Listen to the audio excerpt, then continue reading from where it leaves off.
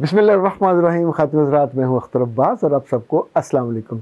मर्द हो जो औरत, हमें खूबसूरत ही अच्छे लगते हैं।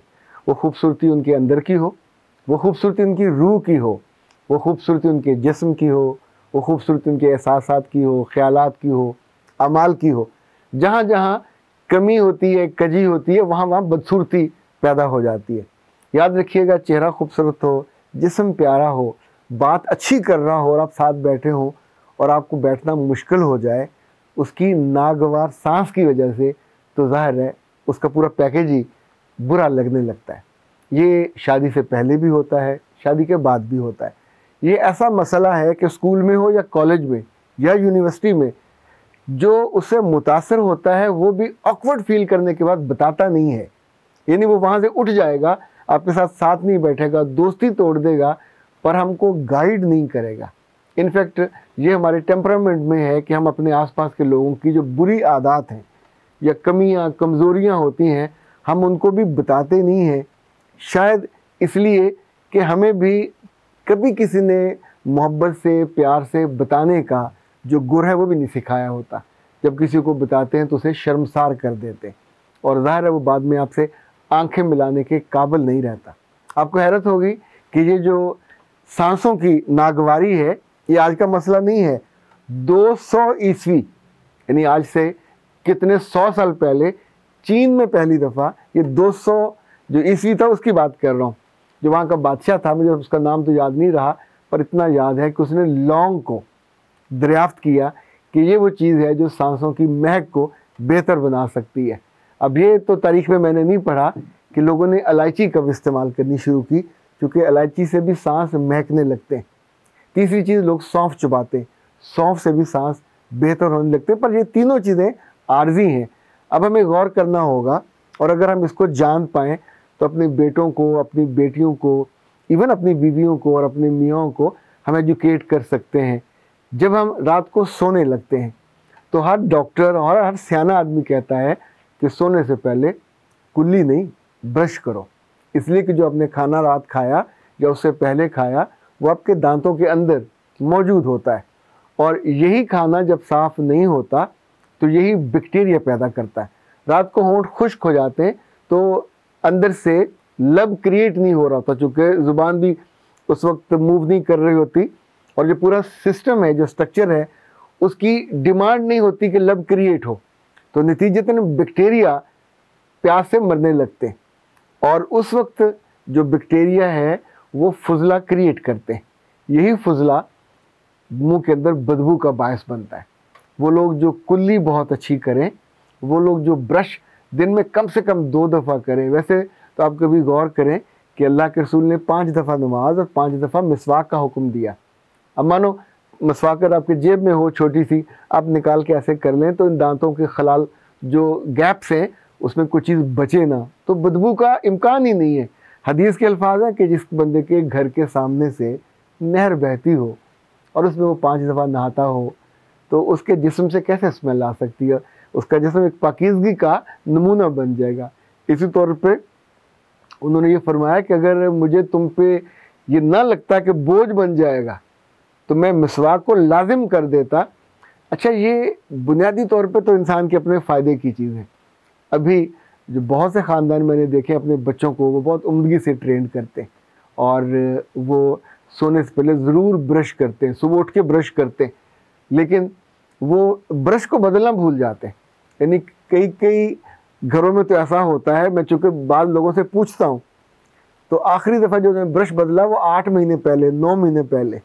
मुझे लगता है कि ब्रश को 1 माह के बाद बदल लेना चाहिए। अगर बदलने की कैपेसिटी देखें 60, 70, 100 रुपये का आ जाता है, ये नहीं कर सकते तो फिर आपको हर हफ्ते अपने ब्रश को उबलते हुए पानी में साफ़ करना चाहिए, उसके अंदर डिप करना चाहिए, और डिप करने के बाद फिर आप उसका कवर, कभी नंगा ब्रश ना रखें और उसको कवर करके रखें। सुबह उठते ही नमाज़ फजर से पहले ब्रश कीजिए, रात को सोने से पहले ब्रश कीजिए। एक काम आप और कर सकते हैं, जब भी किसी जगह खाना खाएं और उस वक्त ब्रश ना हो तो बहुत समझदारी और सियाने बन के वहाँ जो वाश बेसिन होगा उस पर जाइए और कुल्ली कीजिए। ये कुल्ली नहीं होगी बल्कि कुल्ली का बाप होगा, कुल्ला होगा। जिसमें मुंह भर के आप जितने ज़र्रे उस खाने के होंगे ये जायका नहीं देंगे, बल्कि ये आपके अंदर मुंह के अंदर बदबू पैदा करेंगे। तो उस कुल्ले को वहीं फेंकिए, ताकि जब आप वॉशरूम से बाहर निकलो या उस वाश बेसन से आओ वापस अपने दोस्तों की तरफ, तो आपके मुंह के अंदर वो हमक ना हो।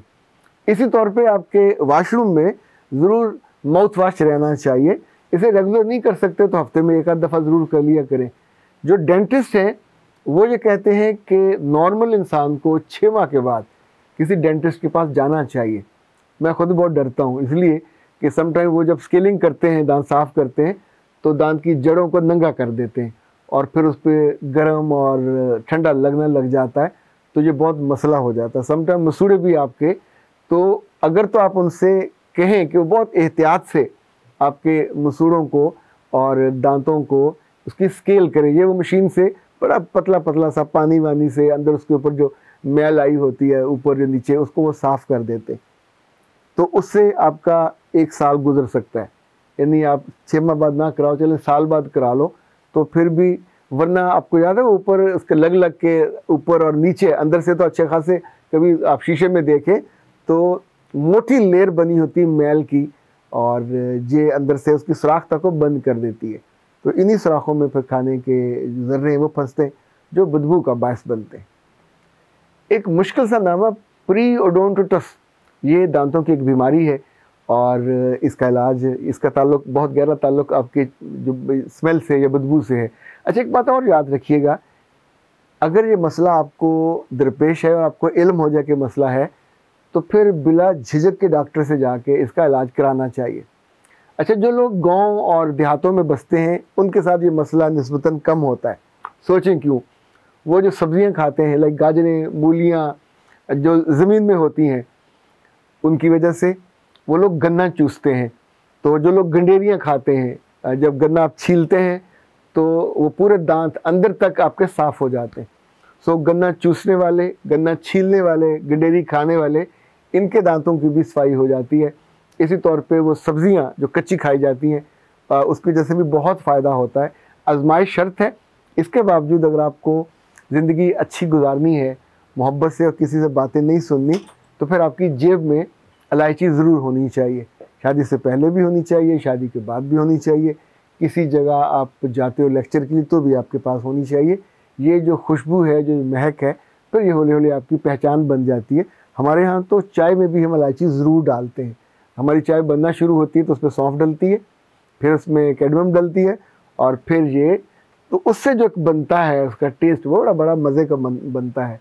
हमारे घर में तो चाय में ये जो दालचीनी होती है वो भी ज़रूर डाली जाती है। इनफैक्ट सेहत के लिए भी अच्छी, और साथ आपका जो टोटल पैकेज है आपके मुंह के लिए वो भी फ़ायदा। नज़रात, आखिरी बात जो आपने याद रखनी है वो ये कि अपने आप को स्ट्रेस से और दबाव से भी बचाना है। ये नामाकूल भी इस अनप्लेजेंट स्मेल का बायस बनते हैं। और जब भी किसी से मिलने जाना हो, घर से निकलना हो, या किसी मेहमान से मिलना हो जिसे गले मिलने का इम्कान हो, तो जाने से पहले कुल्ली कर लेनी चाहिए और इलायची को मुंह में डाल लेना चाहिए। होपफुली जब आपकी तारीफ़ होगी, तहसीन होगी और आपके बारे में ये गिला नहीं आएगा, तो फिर आप मुझे याद तो करेंगे। और जब याद करेंगे तो सिर्फ नाम से याद ना कीजिएगा, कोई अच्छी सी दुआ दीजिएगा। सलामत रहिए, आबाद रहिए, शाद रहिए, खुशबू के साथ महकिए, और आपकी वजह से लोग अच्छी यादें और अच्छे जुमले आपकी खिदमत में एब्सेंस में भी और आपकी मौजूदगी में भी अदा करें। अख्तर अब्बास को दीजिए इजाज़त। अस्सलाम वालेकुम।